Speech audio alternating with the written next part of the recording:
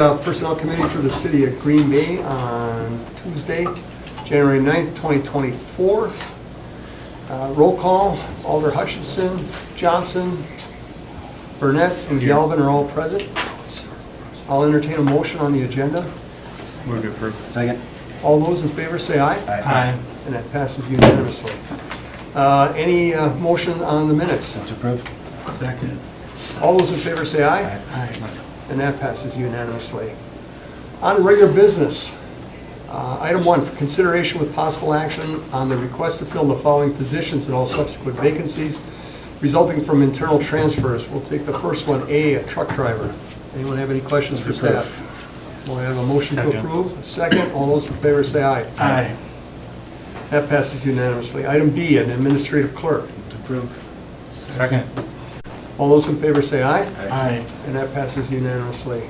Recreation supervisor. To approve. Second. All those in favor say aye. Aye. It also passes unanimously.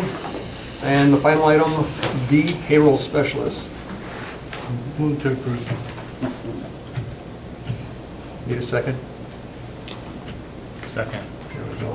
All those in favor say aye. Aye. That passes unanimously. Gonna be a rock, How about you paper- breaking any records here? We're gonna rock, paper, scissors that for a while? For consideration with possible action on the request to create a full-time limited-term homeless outreach case coordinator classification and approval to fill 2 positions. Director Vernier Lake, do you want to speak to this? Yes, we will. Aye. Yeah.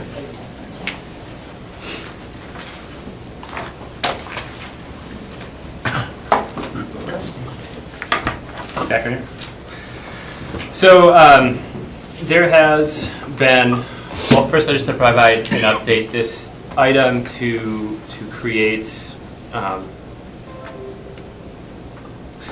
let me step back, sorry, I just had to figure out where my bearings are here and where we should start with this. I guess from the beginning, the city was awarded home ARP dollars from HUD, a total of 1.9 million that needs to be used specifically to serve qualified populations. So those were homeless, at risk of homelessness, extremely housing insecure. And there are a number of eligible activities that these dollars can be used for. HUD required every municipality participating jurisdiction to put together an allocation plan. Not necessarily like an item per item budget on how each dollar and penny is going to be spent, but really, you know, they want the city to work with local service providers, shelters, to determine really what the needs are, and then based on that, divide that amount into those buckets. So one of the budgeted amounts is going to be for affordable housing, specifically for individuals who are homeless and qualified populations. We put $1 million in that bucket, and then we put an additional approximately $750,000, $753,000 into a category for supportive services.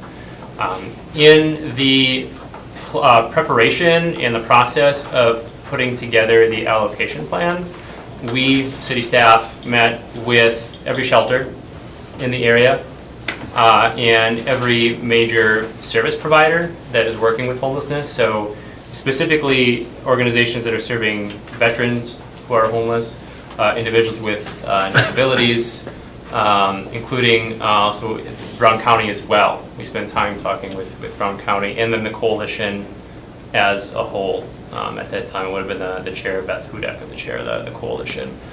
And then including our lead for the continuum of care, or the director of the continuum of care, which is Carrie Poser, as well for this area. And so out of all of those conversations, there were a number of priorities that rose to the top.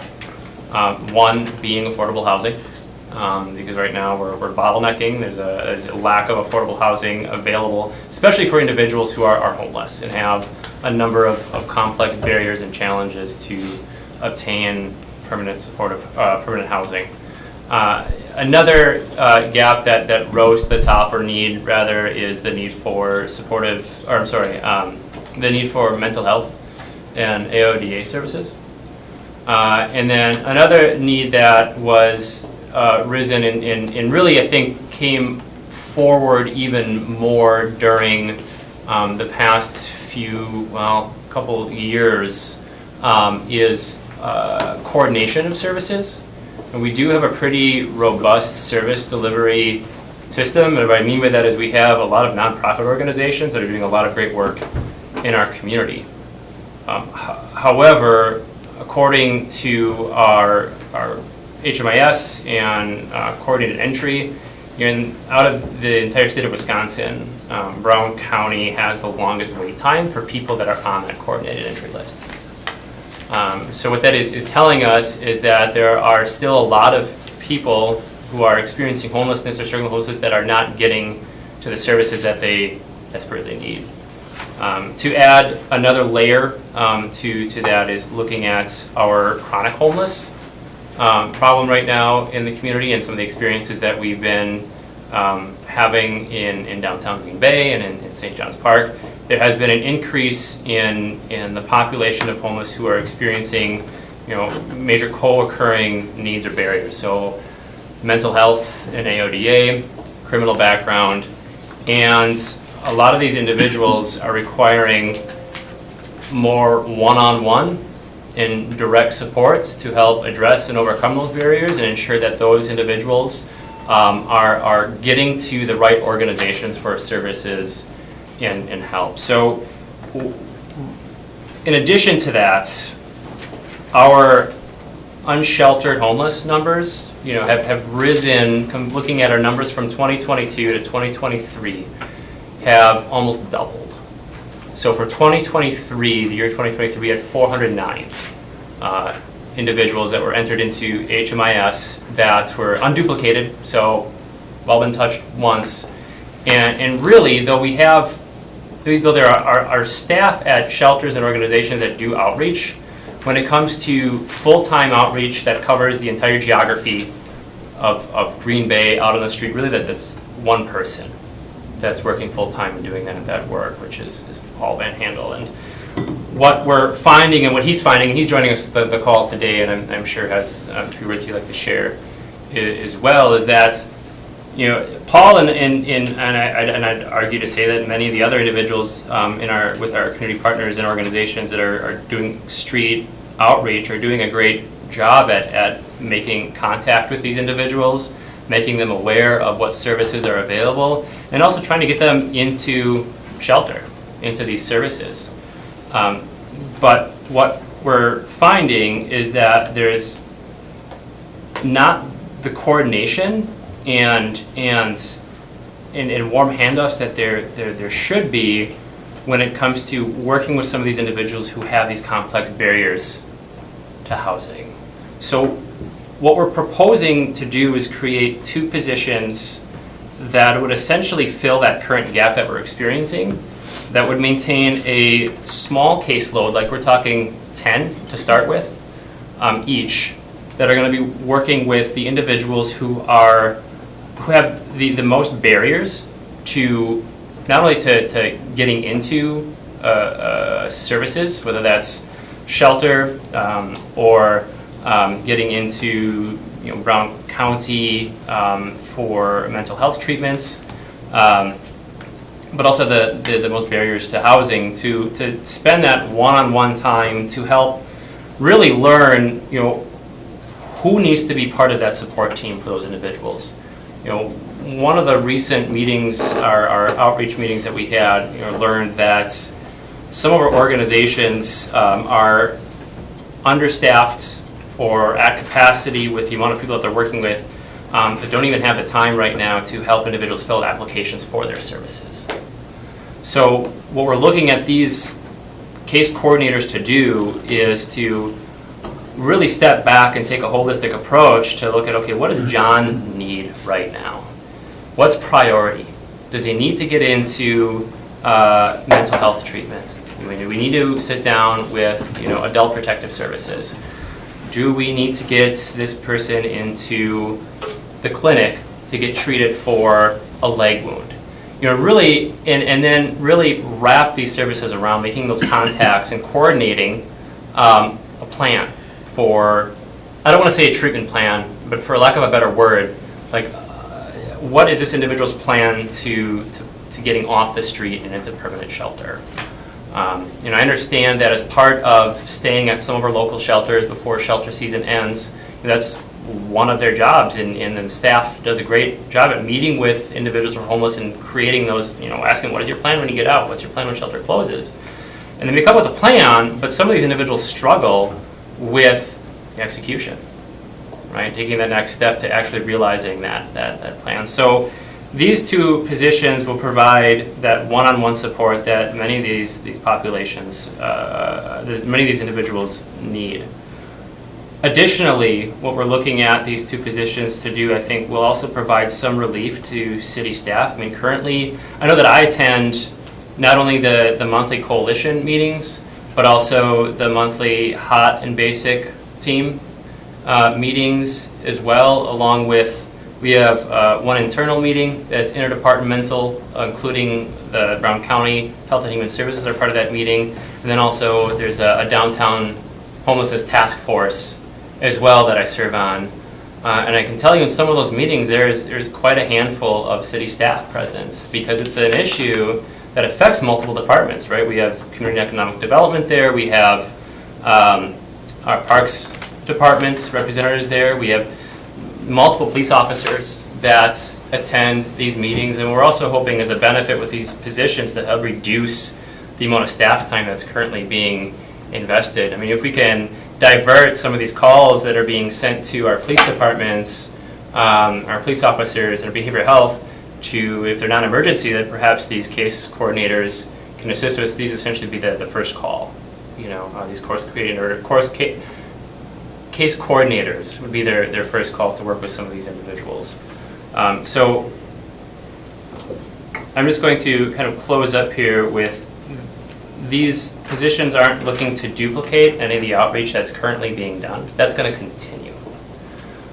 What these positions are going to do that's not currently being done is effectively coordinate service amongst multiple agencies to ensure that John and Henry and Jane are getting the right services that are going to help them on a successful road to permanent housing and off the street.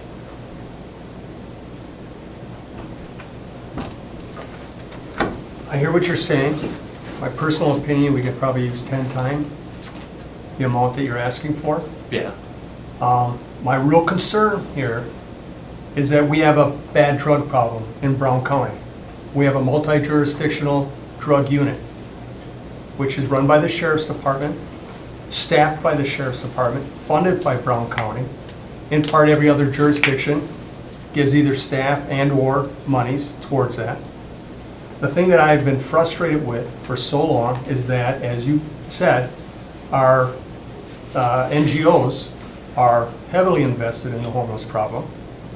Green Bay, which does not have a Health and Human Services department, doesn't have a hospital, doesn't have a mental health center, and what you're saying right here is the amount of time and investment, police, fire, economic development, parks, I feel like we're carrying the load, especially when it comes to the segment of our homelessness that you were describing with the mental health issues, problems getting shelter because of all their other issues that they're trying to deal with.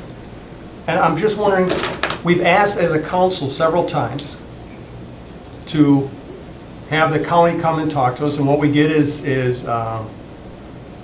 what is that organization? Brown County Homeless and Housing Coalition. We get them, and I feel like we kind of get a dog and pony show every time. They talk about all the different, like NEW and all those other places, and those aren't the ones I'm really concerned with. I think they're doing well. Could they do more if they had more resources? Absolutely. Sure. But I'm concerned about the ones that, as I'm driving around the neighborhood I grew up in, and I see people underneath on and off ramps to Mesa Street, I find garbage and stuff and refuse left behind. I talk to police officers, I've been out with them, and we see people living in tents who have obvious mental health issues and other things that they're dealing with. I volunteer at the homeless shelter. I see people with medical needs there and mental health needs that shock me that they're actually in this facility and not over at the mental health center being cared for, either for their physical needs or their mental health needs.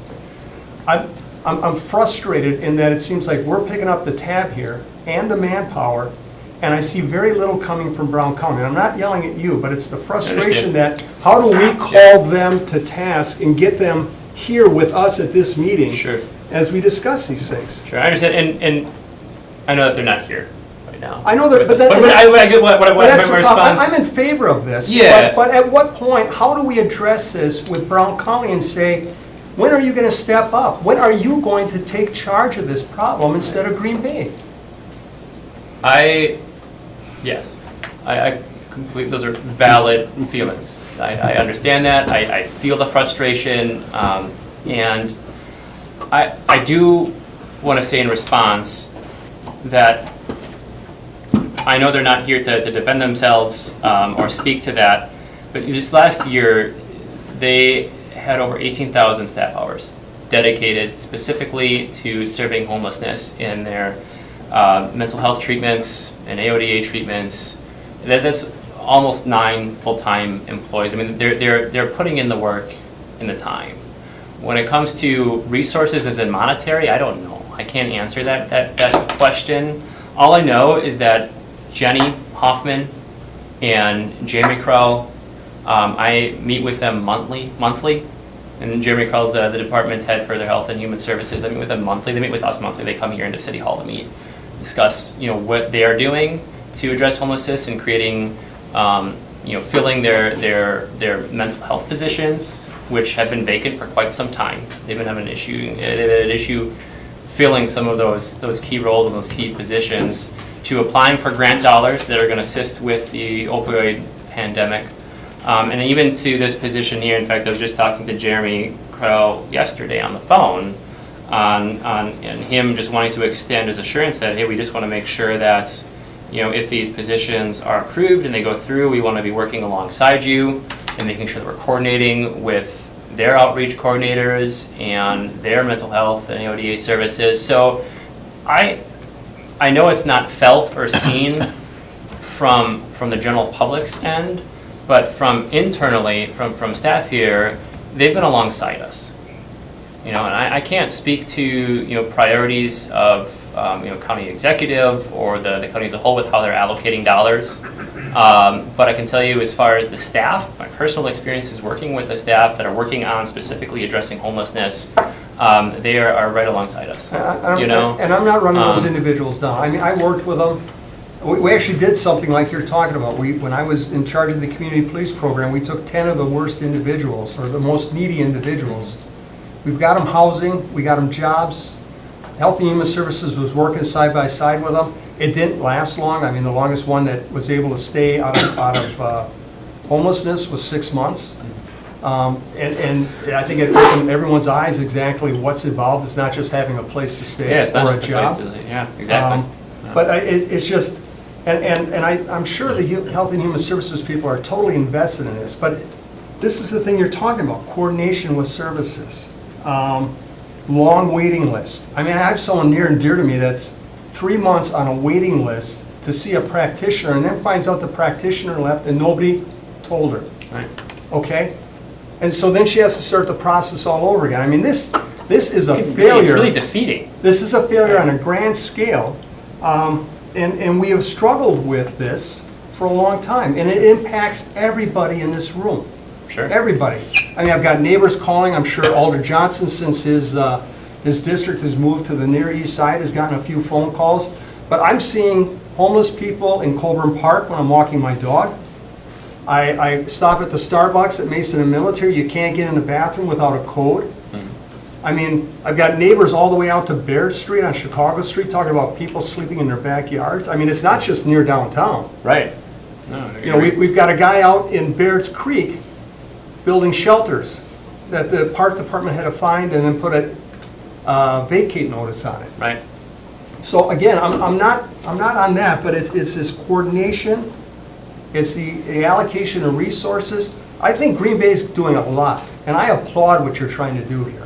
Really, like I said, this is a drop in the bucket, but it's a good start. But who here is going to get a hold of Brown County and say, what's going on? you know, what more can you guys do? I mean, how do you see someone with a heart condition lying in a lazy boy with an oxygen tank on because they have to sleep upright? I mean, they should be in a hospital somewhere. Agreed. You know, I mean, I just. And that's what we're, you know, and I can speak to that specifically as that came up in a couple meetings we've had already, or interdepartmental meeting with Jeremy and Jenny, and some of this, there's clearly a gap in communication.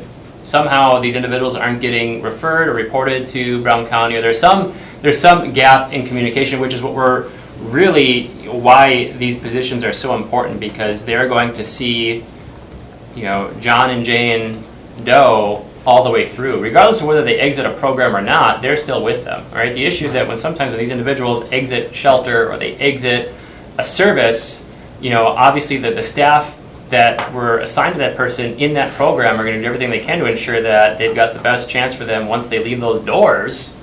But at the end of the day, they're out on their own. Right. You know, and then they're left for Paul or another outreach person to pick up And start all over again. and start all over again. Exactly. I mean, this makes You know, perfect sense. And so really, and no one at the meetings that I've been at, and I feel free for, you know, Chief or others to jump in with this, but when, at least for like the 3 years that as part of the city I've been involved in this, nobody's really stepped forward and said, like, hey, we got this, we'll do this. And not that any one person or any one organization should, but this is a clear gap that needs to be filled. Because even if we did have the housing, I mean, that's to your point, you know, let's just say we build, you know, 200, 300 units of affordable housing specifically for individuals who are homeless. I don't think right now we have the level of coordination that is needed to provide the wraparound services and care for those individuals once they're housed, to help them Exactly. maintain that housing. So I think there's a lot that we can do yet to contribute, and so because it is, I mean, I understand that, and I really do sympathize with us and others on how we're Green Bay and we're receiving the brunt of this and the load of this, but it's reality. I mean, so either we sit back and wait for somebody else to step in, or point the finger, they're saying that somebody should do more.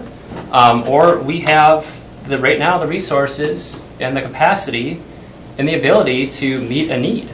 And this is an LTE position, so I mean, whether this stays, you know, with the city for, you know, longer than that, I mean, I think that's something that still needs to be discussed and have an open conversation of what long-term sustainability looks like. But right now, this is a service that if we had these two individuals hired, they would have a full caseload starting tomorrow. Oh, absolutely. You know, Yeah. and I think that there'd be great impact in looking at other communities that do this, such as Milwaukee County, and Hennepin County in the Twin Cities in Minnesota. You know, a key to successfully getting individuals out of homelessness and into permanent housing is providing that one-on-one direct support, because, you know, all of our service providers and shelters are doing great work, but there is a demographic of people that it's like fitting a square peg in a round hole.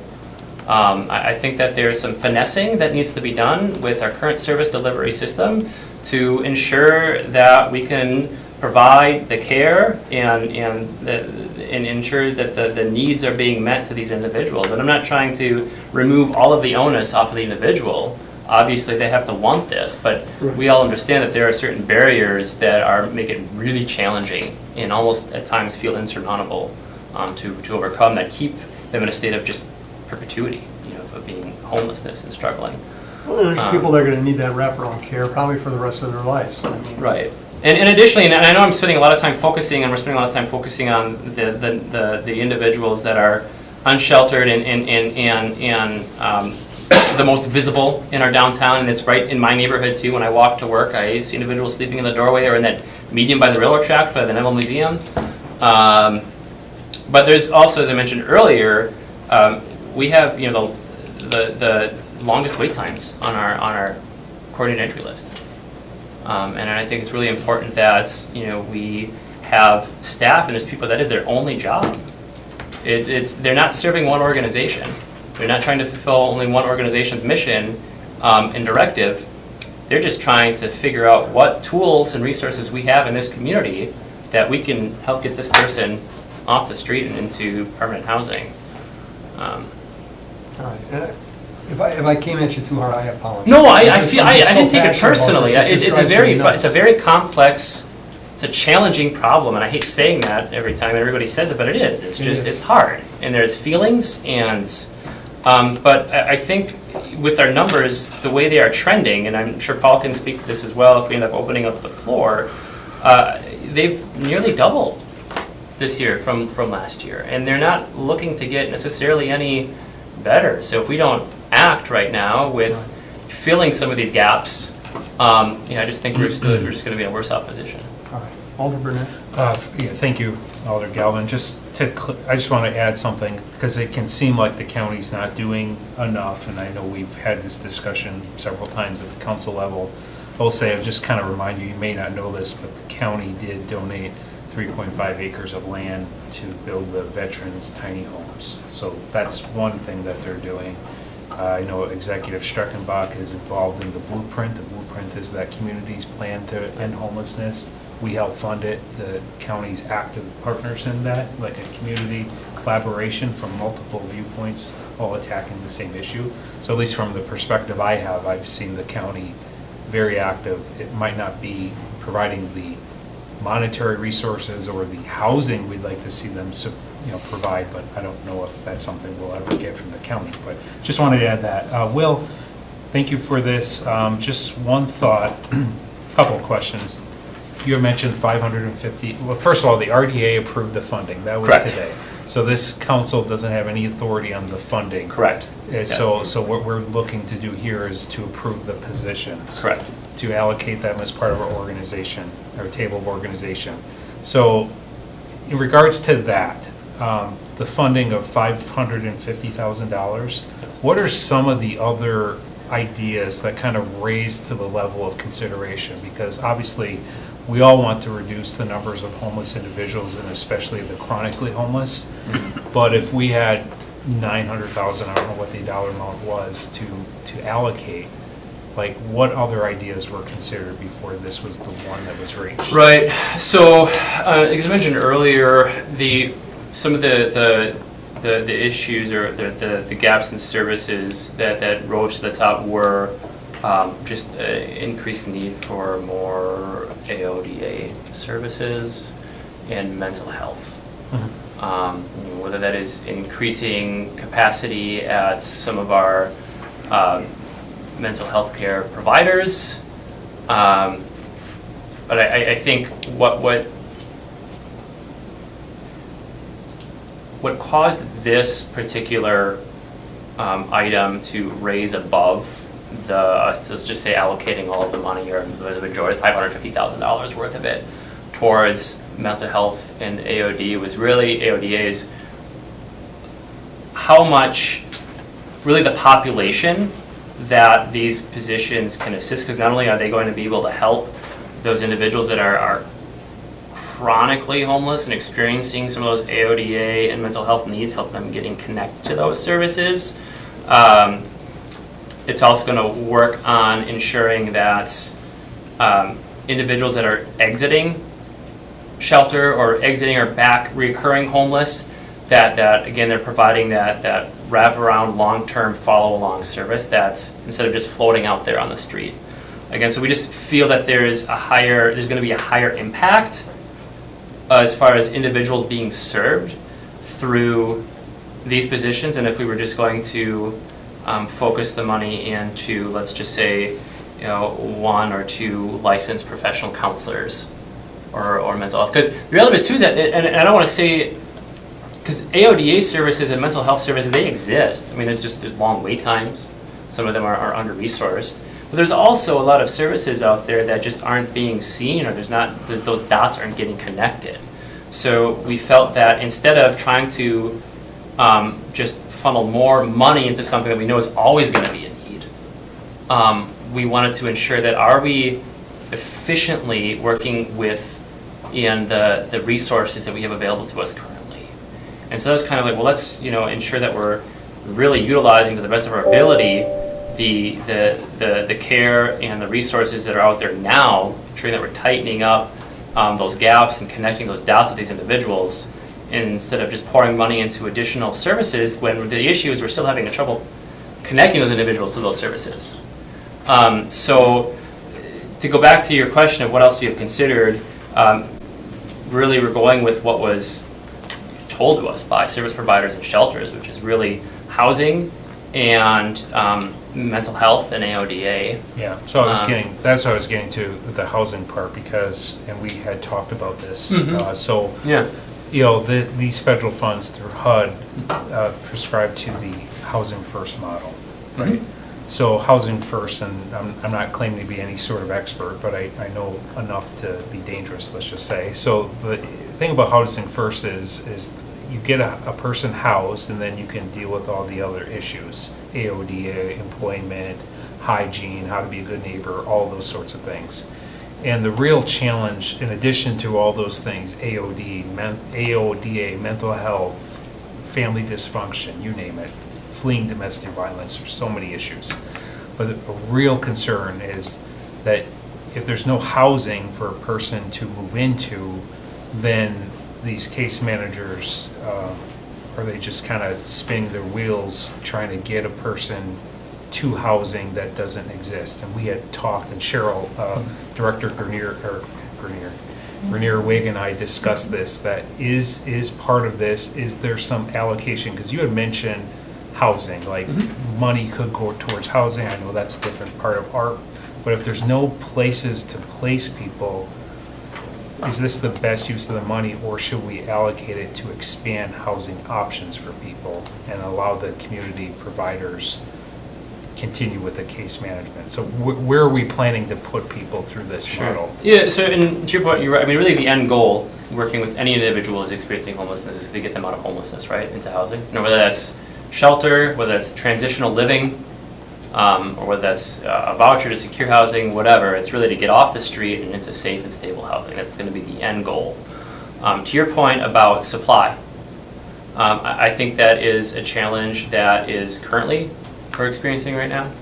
Is that especially having the units available for individuals that are coming out of homeless, because we've seen in other communities and even in our own where individuals who are homeless have been placed into housing right away, and for one reason or another, the organization assigned to that person wasn't able to follow through with providing the supportive services, and then they just end up out on the street again. And then that voucher is lost, the money's gone that they've invested in that person and to pay for the housing. So it's complicated, and the response that I'm going to give is that both are great needs right now. It's almost like similar to like the chicken or the egg, right? Like, do we need more housing right now, or do we need better service delivery? I mean, we need both. And there are units out there. They might not be as readily available as we'd like them to be.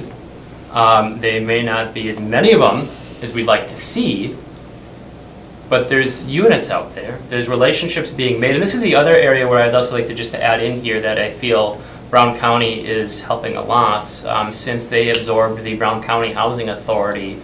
Patrick Leifger, their executive director for the Brown County Housing Authority, has just been doing amazing work with the Apartments Association and improving relationships with landlords, and even with their new landlord incentive program, they have seen 40 new landlords that they didn't see before participate in the Housing Choice Voucher Program. So that right there is also an entryway and a gateway into additional housing units that we didn't have before, is when we're getting these new landlords to consider utilizing the Housing Voucher, Choice Voucher. Additionally, right, I mean, housing developments is going to take anywhere between 2 to 6 years, depending on the complexity of it or any snags. So, I think there is plenty of work that we can be doing right now to tighten up our service delivery system and case coordination, while at the same time we are working with affordable housing developers to create those units that we need. So, I mean, for example, 1035 Vanderbrack, which is the former Eagles Club, Dana Capital and Horizon Development Team, they have a planning option at that site to create 52 units of affordable housing. We've been in conversations with them regarding their capital stack and financing, and they're looking at utilizing some of our home ARP dollars to create some additional units specific for individuals who are homeless. homeless. So that right there, And one more question, if I could. Yeah. Does the city have a position, because you're economic development area, because when you do outreach, you go to where the people are. right, If people are scattered all over the city, you would think that an outreach person would go to where people are. right, There's an advantage to some to have some of the chronically homeless or homeless individuals to be confined to a certain area. Let's just say St. John's Park. Does the city have a position on what these positions would be doing in regards to outreach?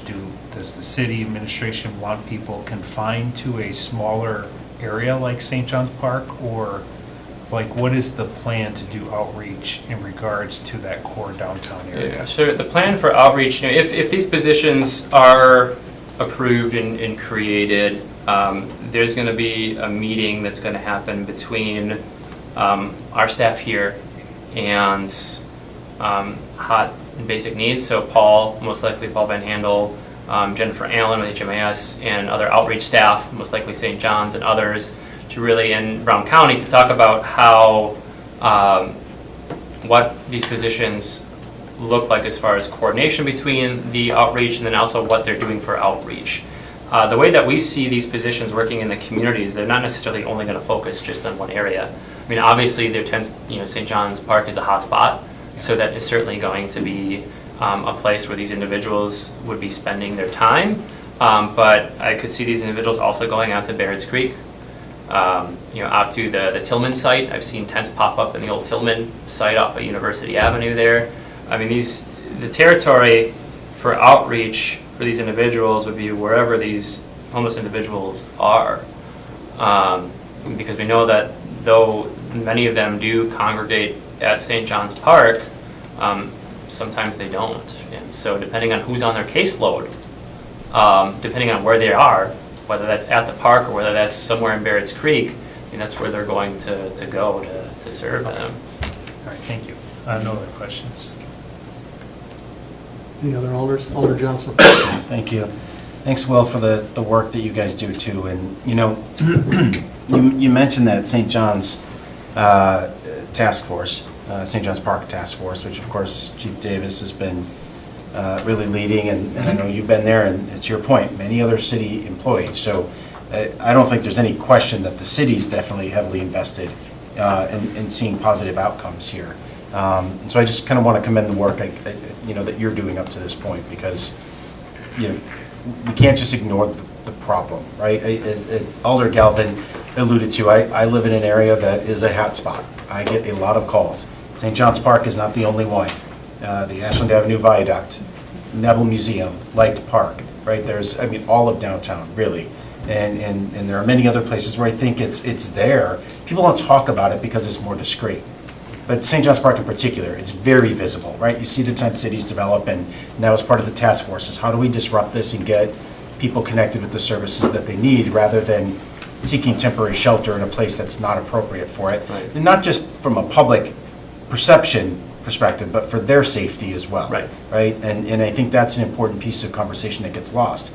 And so I have personally learned a ton by being on that task force. I went in admittedly with bias that leaned in a direction of, just go in there and disrupt it, and Right. You'll fix the problem. Clearly that's not the case. So it's so I've learned a lot, and I do appreciate what I've learned. A couple of things though that I did want to ask you about this proposal in particular. So one, you mentioned that it would be the expectation that they take on the toughest cases first.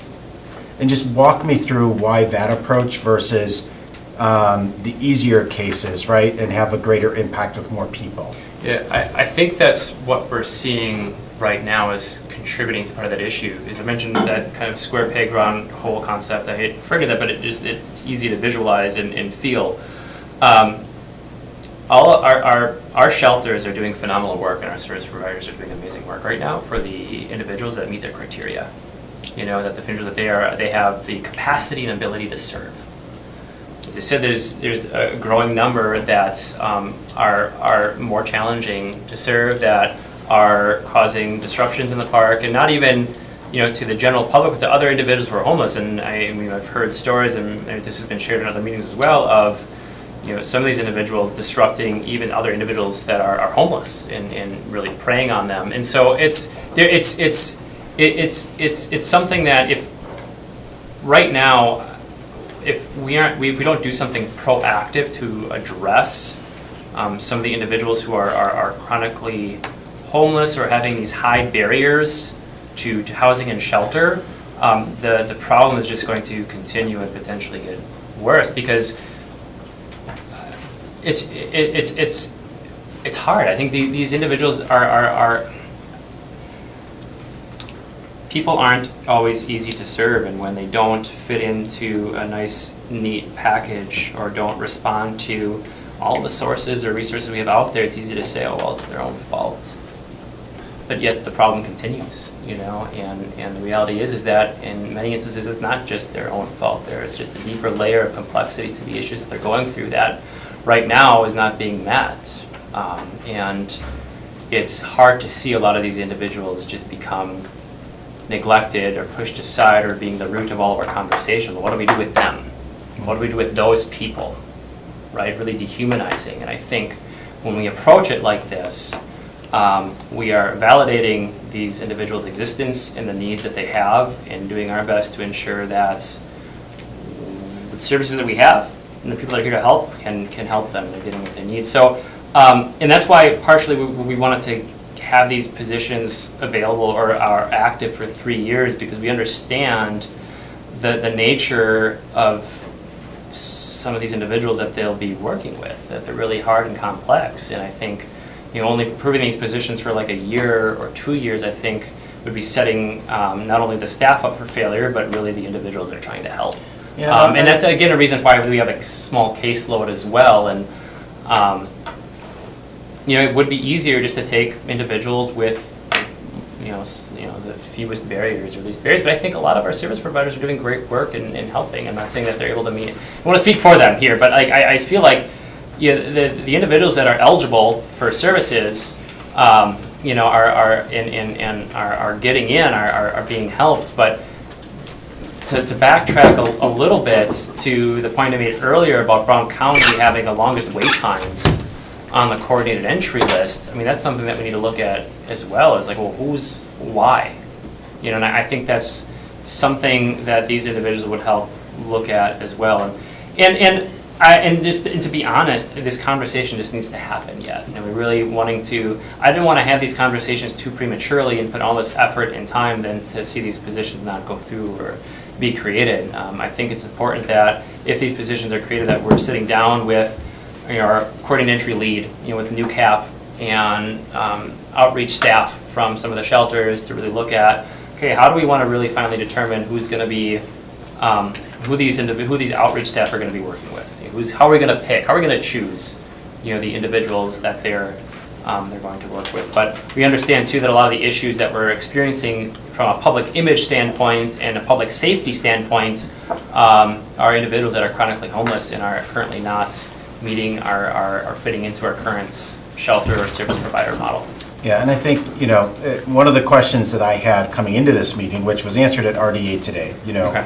and because I did watch that meeting, and it was just, why should the city create these positions versus just allocating the money to our service providers that already do this work, right? And I think you guys talked through that a little bit, but one of the things that I think I want to encourage you to do, I do think we need to establish some KPIs, key performance indicators. I don't know what those look like. I don't work in your field every day, right? But I do believe that a 3-year commitment makes the most sense as well, because I think we have to show that we are making a commitment and investment to this community, to the residents in our community that are in a really bad place, and that we want to see them out of that, and that it takes time.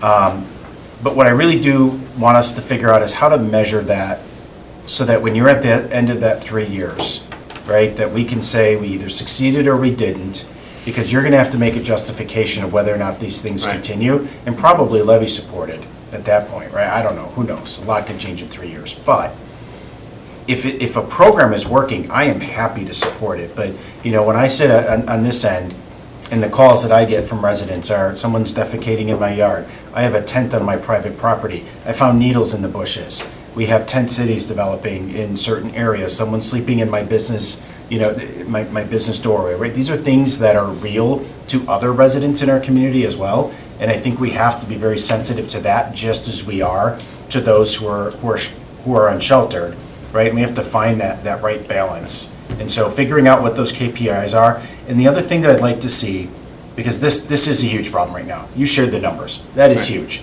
We cannot turn a blind eye to that. And I appreciate what you're saying about the county, and I think there needs to be some collaborative dialogue there.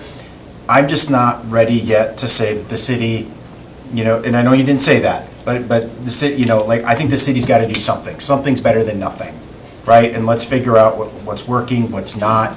I think at the end of the day,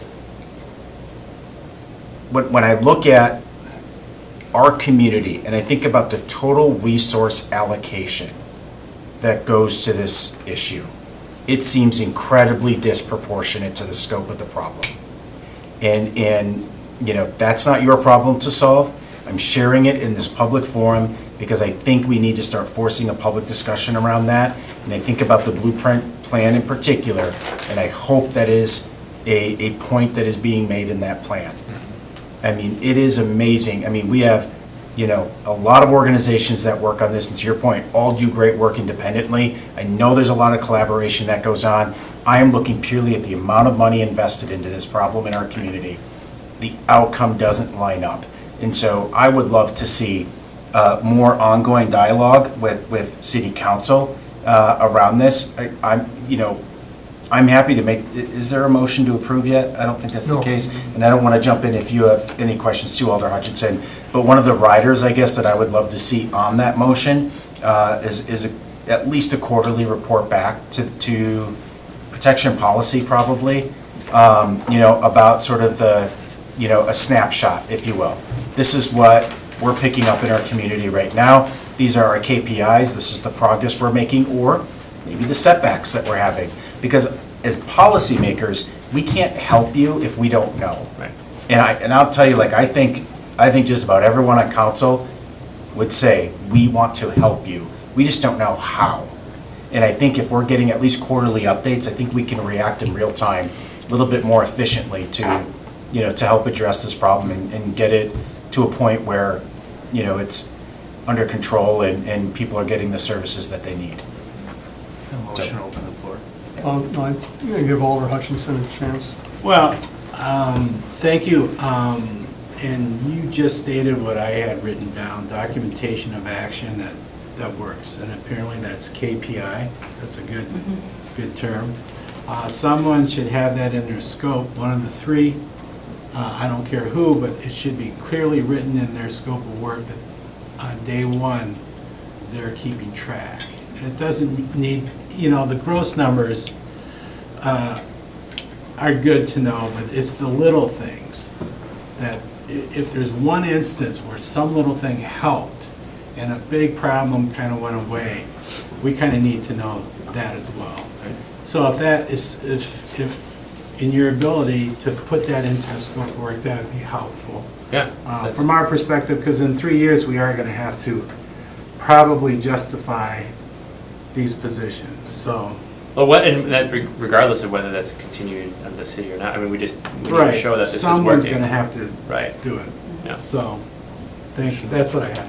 Okay, and I would just add in with all good suggestions here, but we've had reports back to protection and policy, and it seems to go nowhere, it gets buried, no one really looks at it, and then this pops up again, and then it pops up again, and then it pops up again. We need to know if it's successful, we need to know what's working, what's not working, we need to know what more assistance we can be. I mean, like I said, you need 10 times what you're asking for, easily. And you need more monies, okay? And I have no problem getting behind that. But like Brian said, we need to know what's working and what's not working. Not just that it becomes this revolving door like we were using the jail for a long time to treat Right. mental health issues. Totally wrong, a waste of money. Using the ERs as places to put these individuals when they're overdosing on alcohol and things like that. we're costing the hospitals a ton of money, we're affecting care to other individuals that need care. I mean, there's a lot of things going on here where we're spinning our wheels and it's just a revolving door. Right. And so I think that makes sense, that if we coordinate better, and then we know better if there's better coordination, where do we need to put the effort, where do we need to get the resources from? And again, that's probably way above your pay grade, Will. But getting these people to the table, is what, Yeah. we've got a problem, and it's not going away. Back in the old day, they had the thing called a stump farm. For every winter, they picked these individuals up, they took them out to the reforestation camp, they had bunkhouses, and they put them to work all winter long. And then when spring came, they brought them back to town, and these guys got odd jobs at the canning company on Broadway Street and things like that, and they managed to survive until, again, winter hit. Then they got picked up and back out to the stump farm. County jail, again, storing them there. I mean, it was just, Wow. it's just so, yeah, you're right, we need to do better. Yeah. Well, and to your point, I mean, this is one of those community concerns and issues that, I mean, no one wants to see homelessness exist. Like, I don't think anyone in their right mind or sense of being wishes someone to be homeless and to stay homeless. I mean, the amount of community support, to your point, Brian, how much money gets funneled into help address homelessness, it's wild. It's a lot. So I think that's why I think we really need to step back and look at, as a whole, as a community, how are we impacting homelessness? How are we bringing those total numbers down? I mean, yes, our organizations are doing phenomenal work, but I think with tightening up the service delivery system and with improving how the coordination works amongst organizations, I think can have a very noticeable improvements in homelessness. And I shared the article with Alder Burnett's, share with you as well, but the work that Hennepin County is doing right now to actually show a measurable decrease in the amount of homelessness and unsheltered is great. I mean, it's great to see successes like that, because all we've been hearing right now is how much this is a problem in every community. And so it's nice to see some of our neighbors have some wins, and this is a key step to making that happen. All right, there's a motion to open the floor. Second. All those in favor? Aye. Aye. The floor is open. Anybody that wishes to address the committee? Yeah, I would. That's Paul Van Hendel. Yeah, Paul Van Handel, thank you. We need your address too, Paul. Sure, 1981 Candle Way, Green Bay. So I've been started with the police department. I'm retired after about 25 years with Green Bay Police Department, and I was a community police officer in the downtown neighborhoods, Alder Galvin, I think you know this background well. I was in the Joannes, Navarino, Whitney Park area. Homelessness was a very big element that was happening at that time. While I was still with the police department in 2019, we got the homeless outreach team, or HOT team, started, and we started coordinating with many different organizations, including hospitals, psych centers, other organizations that were involved in the continuum of care. But since then, when I retired in spring of 2021, the number has gone from near 100 to 4 times that. We're beyond speaking to the number, we're beyond the tipping point, and we've lost the initiative to some extent with the unsheltered homeless population that's category 1. I've been working on the street, doing street outreach for these past years.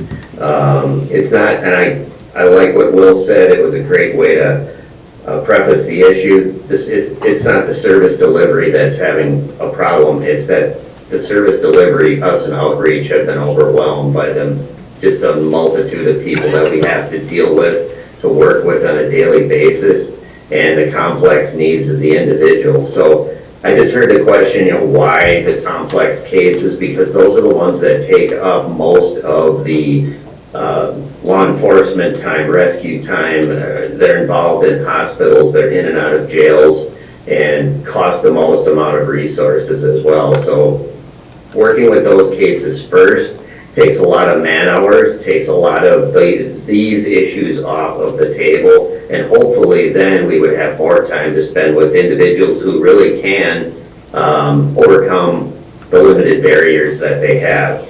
So the essence of outreach, and we do, to Alder Brunette's question about, where are they going to go? What are they going to? I go everywhere, mostly in Green Bay. I would say 95% of my time is spent in Green Bay, although I do cover Brown County. And it's really to meet with people where they are, geographically, philosophically, emotionally. That's the essence of outreach. So once we get individuals introduced into the continuum of care, the public, I think a lot of people have the misconception that we are ready to do something else. Really, the casework just begins, because the most difficult cases people are in and out of the service provisions that are offered, and that's where casework and outreach really starts to keep them connected and make sure that they get the resources that they need. So that's really all I have, unless someone has any questions or comments. Any questions for Mr. Van Engel? All right, thank you, Paul. Anyone else like to speak on this? All right, we'll entertain a motion. Motion to close the floor? Second. All those in favor say aye. Aye. That passes unanimously. Comments? Or you want to make a motion and then a comments? Alder Burnett? Yeah, I think what we're all grappling with, anyone in the service provision, and of course now the city of Green Bay is wanting to enter into this area, is that you have a chronically homeless population that's oftentimes very resistant to services.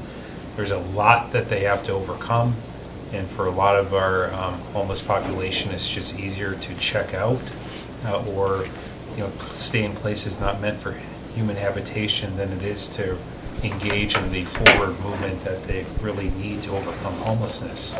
So if a person's been evicted 3 or 4 times or has a criminal record or addiction to alcohol, whatever it is, and your case manager, anyone who means well, is presenting a list of options to get out of that homelessness, it takes a lot of resource coordination and dedication and caring people to help navigate that system. And for some of our guests or I say guests because obviously I have a dual role here, but for some of those who work in service provision or outreach, it's heartbreaking when you see some of the homeless who would rather just check out because it's so hard to overcome some of the challenges that they have. And as they make progress 1 day, 2 day, 3 days, they can relapse and go right to the beginning. And when you have that familiar pattern that goes over and over, and then when you add drug addiction or substance abuse or broken relationships or trauma or PTSD, you name it. So I like that the city is engaging, and then for the service providers, if the city is successful, and let's hope they are through this case management model, or case, what do you call it? Coordinator? Case coordinator model, then some of the other service providers can work on some of the other populations. So one thing I will say though, you didn't mean it in a bad way, but there's a comment that like some service providers are not stepping forward or didn't take this on because it seems insurmountable. Like who's going to be the agency to take the lead and say this is ours to handle, we're going to solve it. I think if you remember, this is before I was a member of the staff at my organization. I was on the council at that time, and St. John's Ministries saw a growing number of chronically homeless people during the years of COVID, staying in tent cities or under the overpasses. So St. John's, the organization, partnered with the city, and this government approved this model where we would do the Engage program in the St. John's Park. The idea is that you would extend case management services to that chronic population in the season that the shelters were not open. But it was very hard to feel successful, but yet it's like all these providers are doing things and trying to be innovative, but yet the issues are growing and all the mental health and substance abuse, all the things are deepening, but now we're confronting also a affordable housing crisis. So when you factor in all of that, it can seem insurmountable, So on this particular vote, just because of my organizational connection, I'm gonna have to abstain. But I think it's a good step forward. They'd have to figure out the management, who's gonna manage them, how you're gonna do the KPI, whatever acronym, fancy business acronyms you're using these days. You gotta read more books, man. Yeah, well, so I've heard of it, but it just float off your tongue so easily. So, so I'm just gonna abstain. But Look, I'll make a motion to approve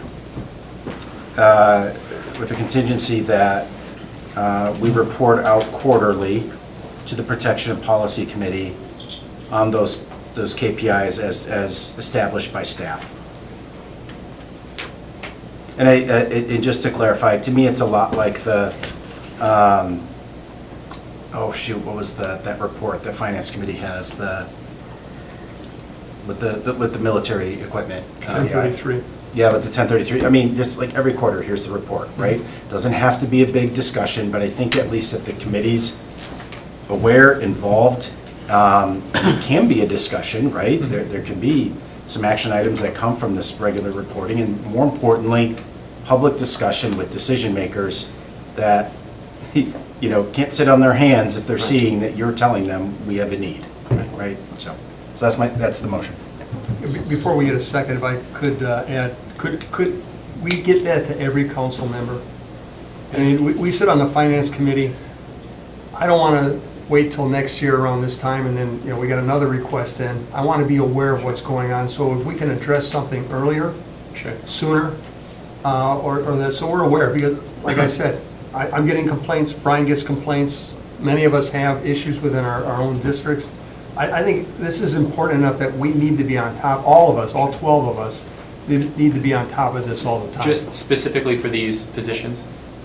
Well, like Brian's talking, the quarterly report that you would be submitting to the protection and policy, obviously, they would be the ones discussing things, Right. but I personally think we should all be getting it, I think we should all be aware of what's going No, on. I can agree with that. So that, you amend your motion to that? I don't know that he said anything. I mean, it's just a report you can email to full council. Okay. Yeah, Yep, I mean, whole council will get it anyway, because it'll be in the meeting Sure. packet, we'll get it. but the report will get to the whole council. yeah, I don't want it buried in the packet, if I can Right. make a point on that. Okay. Second.